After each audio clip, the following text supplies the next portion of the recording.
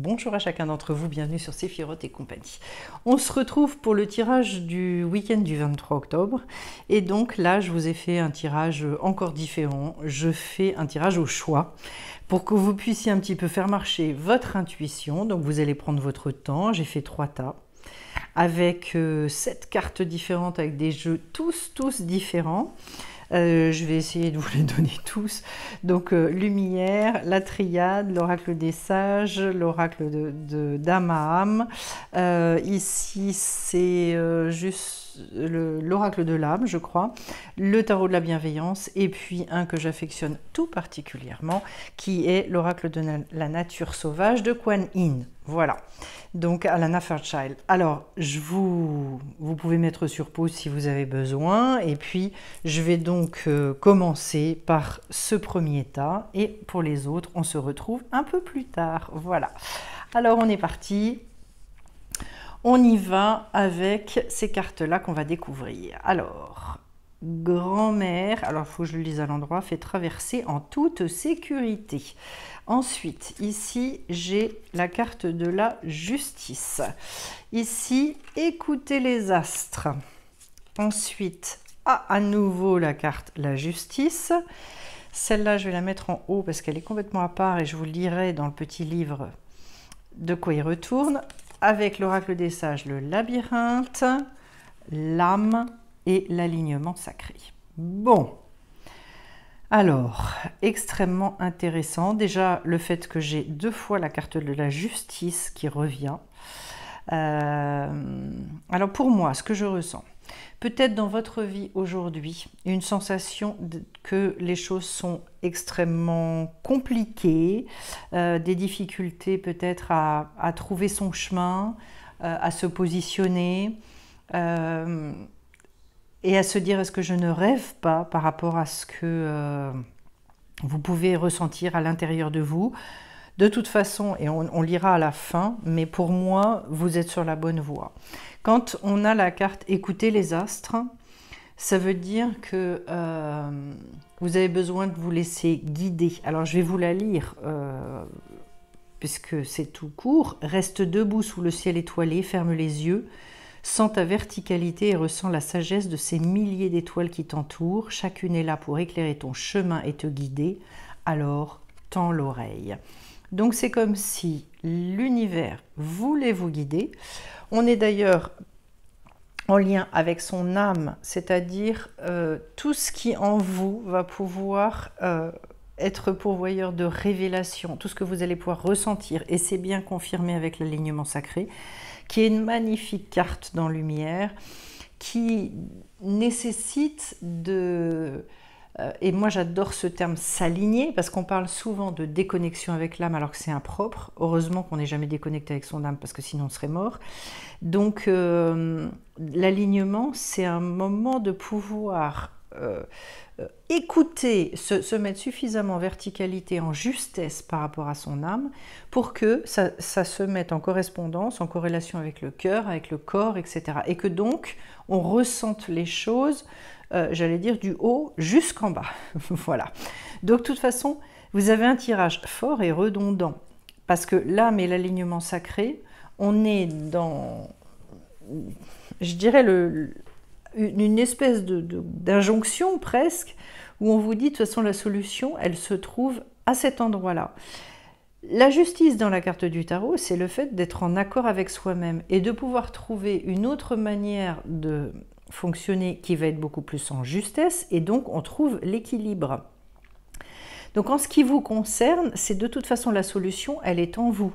Et quel que soit ce que vous allez considérer comme dans votre vie du non-sens, de l'absurde, à un moment donné, en fait, je ne sais pas ce que je fais là et comment les choses vont finir par s'arranger, mais on vous dit, il y a une certitude, et elle est en vous, en fait.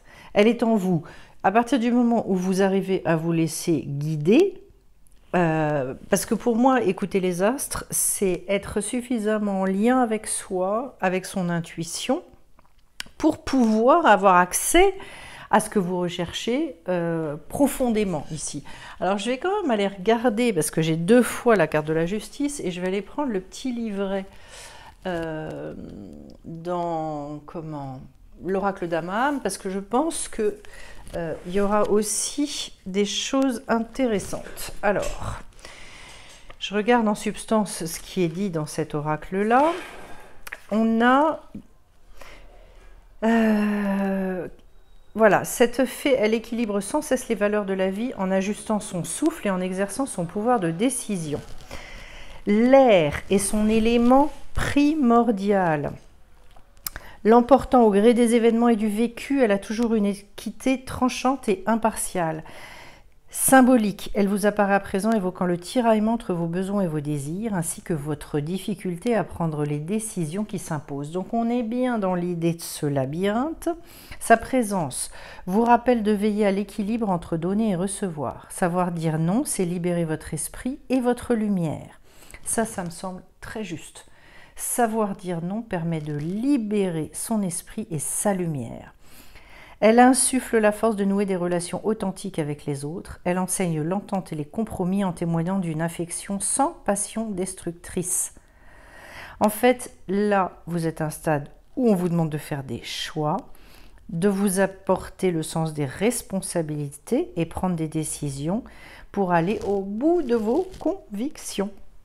Donc, je trouve ça très très intéressant parce qu'en fait, ce que je vous disais avec cette carte, dans le positionnement qui sera le vôtre, vous allez trouver les solutions. Enfin, c'est la vie qui va vous apporter les solutions. Alors, ça me semble d'autant plus juste et votre tirage, il est clair pour moi. On va aller lire donc ce que nous raconte Alana Fairchild, qui est toujours une grande bavarde mais qui dit des choses extrêmement justes et belles. Alors, grand-mère fait traverser en toute sécurité. Tu as tout un voyage qui s'ouvre devant toi. Il y a un chemin particulier que tu es destiné à suivre pour pouvoir être à la bonne place au bon moment, pour rencontrer les expériences que tu es destiné à vivre ainsi que les personnes que tu es destiné à rencontrer. Ce voyage va t'amener à franchir les eaux, bien loin de ce que tu connais jusqu'à présent. Pour pouvoir franchir les eaux, tu dois perdre de vue la rive. Et c'est vraiment ça, quand on est dans ce fameux labyrinthe, il y a un moment où on se retrouve un peu perdu parce que justement on va changer de rive et que donc il faut quitter le connu, là où on est plus en rassurance, etc.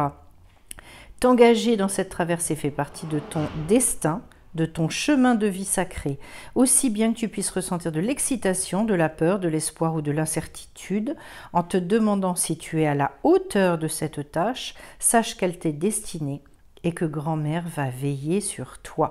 Elle va te donner les moyens de faire ce voyage et veillera à ce que cette traversée des eaux que tu vas entreprendre se fasse en toute sécurité. Garde ton cœur léger, bien-aimé, même dans le deuil que tu fais de ce que tu laisses derrière toi, car ce voyage a la bénédiction divine et il te mènera à une grande réussite. Je trouve, pour moi, c'est très juste. C'est un tirage de grand encouragement qui vous dit de toute façon, vous êtes sur le bon chemin, vous avez compris les choses, donc allez-y, avancez, même si vous ne comprenez pas tout, et même si à certains endroits vous vous dites mais est-ce que c'est bien ça? L'alignement, c'est vraiment en lien avec un achèvement quelque part. Donc en fait c'est une arcane, nous dit l'auteur, qui rend libre. Et à partir du moment où on décide, où on fait les choses en conscience, eh bien les choses s'ouvrent. Mais de toute façon, ce qui est très fort dans votre tirage, c'est cette double justice. Pour moi, puisque la justice dans le tarot marseillais, on va dire, le tarot de Marseille, c'est un degré 8. C'est-à-dire qu'on vous demande de quitter la certitude du 7, ce qui est je dirais, dans notre monde, dans la nature des choses, etc., pour aller rechercher au-delà. Donc, quitter une rive pour aller vers une autre rive. Voilà ce que je peux vous dire. J'espère que ce tirage vous parle et que voilà, vous ne vous laisserez pas impressionner par le labyrinthe. Continuez, continuez, écoutez, écoutez cette âme, parce qu'elle, elle peut vous faire vous envoler véritablement vers d'autres cieux. Voilà. Eh bien, écoutez, je vous souhaite un beau week-end à tous. Profitez bien et on se retrouve donc pour la semaine, le tirage de la semaine prochaine. On y va maintenant avec donc le deuxième tirage. Hop. Alors, j'ai les sœurs de l'hirondelle, bonne fortune assurée. Waouh! Le roi de feu. Ensuite, s'aimer. Ensuite, le silence en soi. Alors, je vais disposer ça un petit peu différemment pour que vous voyez bien toutes les cartes. Ensuite, le masculin, la lumière, magnifique. Et puis, la danse des papillons. Waouh! C'est joli, hein? Très joli. Alors, je commence donc avec la notion et le roi de feu. Ce roi de feu, c'est donc le roi de bâton. On est sur une créativité débordante, sur aussi une envie de croquer, de mordre à pleines dents dans la vie, mais sans le côté, j'allais dire un peu entre guillemets, outrancier de la reine, c'est-à-dire un aspect, je dirais très sage. D'ailleurs, on le voit sur cette carte, si vous regardez bien le personnage, une grande sagesse, et puis en même temps un enthousiasme, de la pétillance, du dynamisme. Il y a un côté malin, il y a un côté et un regard sur la vie qui est enjoué. C'est une personne qui va rayonner, c'est une personne qui va profondément avancer. Moi, j'ai l'impression que là, d'ailleurs, j'ai la carte s'aimer, une invitation très claire pour vous d'oublier, je dirais, tout ce qui vous empêche, toute cette mesquinerie qu'on peut avoir vis-à-vis de soi-même, tous ces moments où on aurait tendance à retomber dans la critique, dans le jugement, dans des doutes. Voilà, éradiquer tout ça. Alors je vous lis la petite carte. Regarde-toi dans le miroir, admire ta beauté physique, la grandeur de ton âme et l'immensité de ton cœur. Nourris-toi de cet amour infini, offre cet amour à ton être, donne-toi ce que tu attends en vain de l'autre. Alors ça, j'y crois profondément. C'est-à-dire que on dit souvent, on n'est jamais mieux servi que par soi-même. Mais en termes d'amour, je pense que on ne peut être aimé qu'à la hauteur de ce qu'on s'aime. Alors, je vous annonce ça, je vous le dis comme ça, un petit peu de but en blanc, mais en même temps, j'en suis persuadée. C'est très difficile de demander à une personne extérieure de nous aimer, alors que nous-mêmes, on ne s'aime pas. Et donc, dans cette espèce de rayonnement qu'il vous est... qu'on l'on voit au travers du roi de bâton, puis on retrouve la notion du cœur ici. Si votre cœur bat à l'unisson et pour vous-même, si vous voulez, si je ne suis pas pour moi, qui le sera? C'est une parole d'un sage, Hillel Azaken. Si je ne suis pas pour moi, qui le sera? Et j'ai l'impression que pour vous, sur ce week-end, ce sont des prises de conscience que vous pouvez faire. Alors, je vais aller regarder un petit peu la carte, le silence en soi. Je trouve que la notion de silence est une notion extrêmement importante.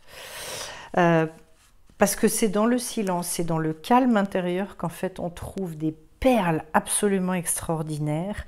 D'ailleurs, Yehudi Menuhin disait « Du silence naît tout ce qui vit et dure, car c'est le silence qui nous relie à l'univers, à l'infini. Il est la racine de l'existence et par là l'équilibre de la vie. » Alors, voilà, on vous dit que c'est au travers des expériences vécues que l'enseignement se crée et qu'on vit l'être à s'assouplir et à se recentrer. Il est temps de faire silence pour percevoir l'éveil. C'est-à-dire qu'il y a des fois aussi, vous voyez, à force d'être dans le faire, dans l'action, dans... Moi, je pense que ça, c'est très important, mais en même temps, de temps en temps, il faut savoir s'arrêter et juste écouter. J'en suis où? Dans cette espèce de tumulte, dans ce brouhaha de la vie, que je suis le premier à créer aussi, eh bien, est-ce que de temps en temps, je ne peux pas faire silence? De toute façon, pour moi, la vie, c'est un aller-retour permanent. On vous dit de vous détacher des préoccupations que finalement, parfois, on peut nourrir, vous savez, de manière un peu factice. Quand vous avez des émotions qui remontent, regardez-les, acceptez les limites, parce qu'il est facile de se laisser dominer, effectivement, par nos sentiments, nos actions, et voilà. Apprendre à canaliser les émotions, c'est empêcher qu'elles entravent ce que vous devez accomplir. Et j'ai envie, on vous dit, porter un regard différent sur vous-même, vos problèmes et votre environnement afin d'appréhender une autre version de la réalité. Savoir ce que l'on vaut au plus profond de soi, c'est ça le message de la carte. Et pour ça, il faut être dans l'ici et maintenant, pour mettre ses sens en éveil, c'est la plénitude de l'instant parfait. Ce que j'ai envie de vous dire, c'est que quand on n'a pas ce recul, finalement, on est dans une espèce de tunnel. On ne se rend même plus compte, en fait, de tout ce qu'on arrive à réaliser, de qui on devient. On ne prend pas le temps de s'aimer non plus. Et pour moi, s'aimer, c'est primordial parce que je crois que quand on a appris à s'aimer, en fait, derrière, beaucoup de choses se règlent toutes seules. Alors, j'ai la carte du masculin, ce qui est intéressant parce qu'en fait, on vous dit d'aller au bout de vos projets avec cette carte-là. On vous dit, allez-y, foncez. Le masculin, c'est le décideur, c'est celui qui impulse, c'est celui qui a l'idée, il a cette semence. C'est lui qui va rendre fertiles les choses. Et c'est intéressant parce que ça va bien avec ce roi de feu d'ailleurs. Le roi de feu qui avance en toute sérénité, avec énormément de calme. C'est pas un agité du tout. Parce que finalement, il est très sûr de lui. Et regardez, enfin, tout coïncide parfaitement. J'ai une carte magnifique, la carte de la lumière. Il n'y a pas plus beau et il n'y a pas plus... La carte de la lumière, c'est le tout possible. La carte de la lumière, c'est ce qui va permettre de se connecter à la justesse, de vivre dans la joie, de voir là où on était aveugle, de vivre aussi, à l'image de la danse des papillons, cette renaissance, cette espèce de grande transformation. Le papillon, on connaît tous de toute façon la symbolique de cet animal. Il y a bien un moment où il en passe par un état où il n'est pas très beau d'ailleurs, il faut quand même être honnête.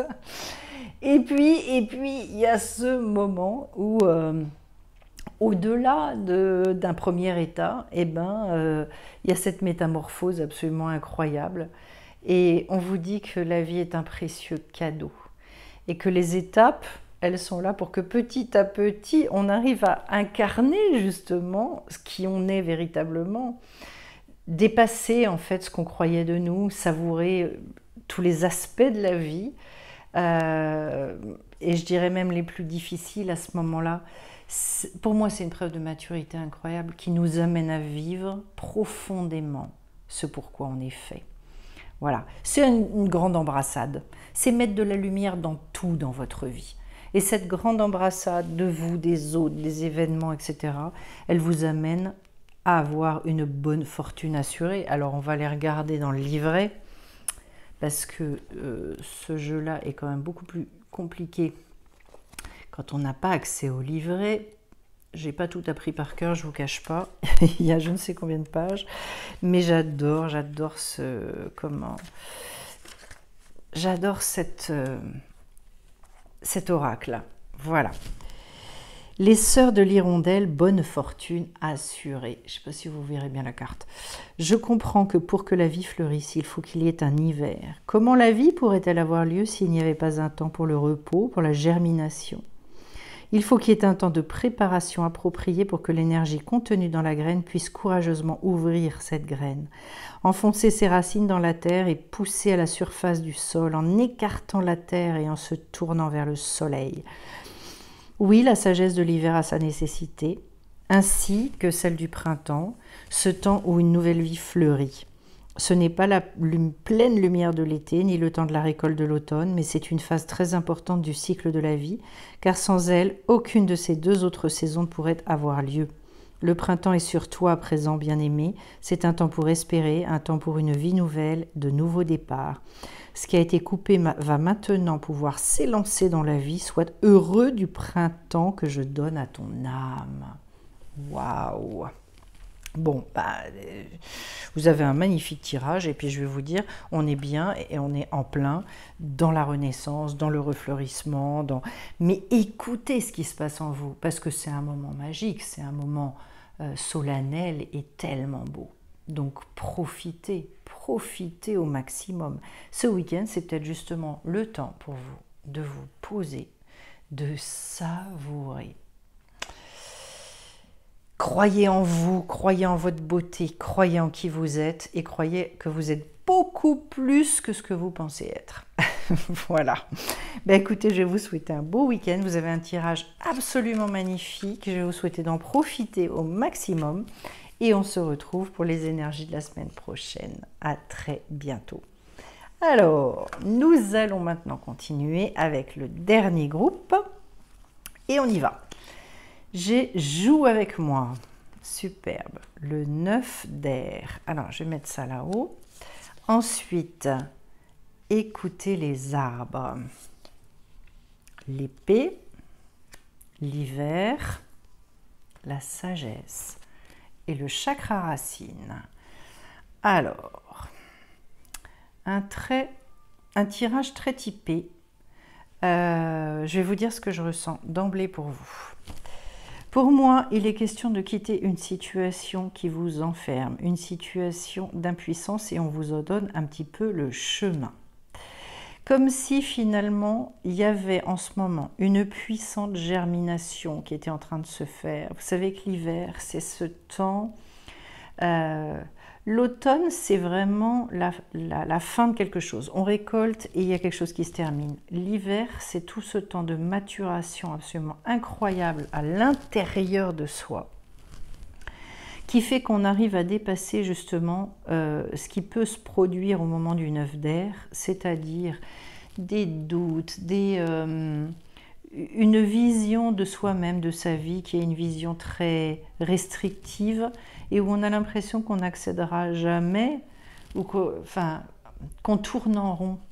Ce 9 d'air, c'est un moment quand même qui peut parler de déprime, qui peut parler de difficulté à retrouver finalement la sortie d'un enfermement, de quelque chose de compliqué et difficile. Et en même temps, il annonce cette sortie-là. C'est-à-dire, il prévient, parce que c'est la fin de cycle, il est en train de nous prévenir que justement, les portes, la capacité de comprendre comment sortir de là, elle est là. On peut à un moment, comment est-ce que je peux vous dire ça? Trouver et la force en soi, et puis le chemin pour arrêter de tourner en rond. Et d'un seul coup, waouh, ça part. Voilà. Alors, ce que j'aime beaucoup, c'est qu'en fait, vous avez des beaux conseils ou des belles pépites. Alors, je vais aller regarder un petit peu avec la carte de l'hiver, ce qui vous est dit. Mais pour moi, on est toujours dans une période où il faut s'attendre.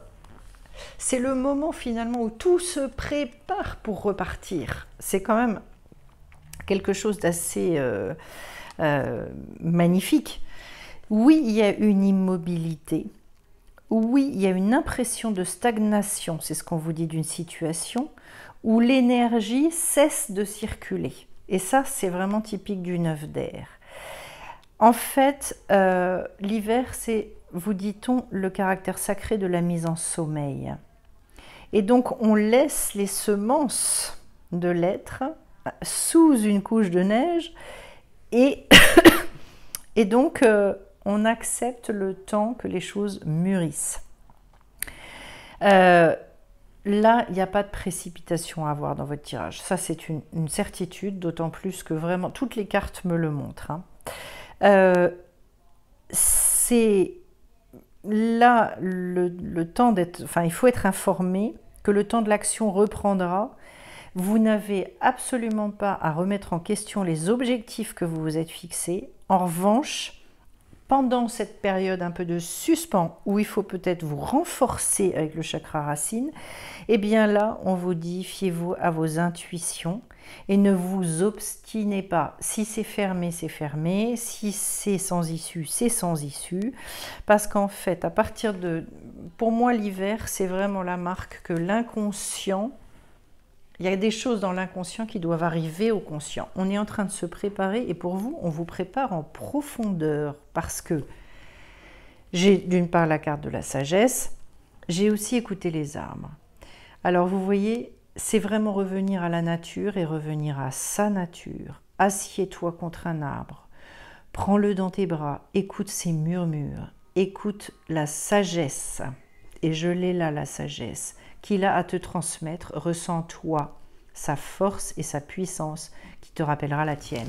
Dans la Kabbale, de toute façon, il est dit que l'homme est un arbre. Et c'est vrai que l'arbre a beaucoup plus de choses en commun avec l'homme qu'on ne peut le penser. Dans sa symbolique, mais pas que dans sa symbolique.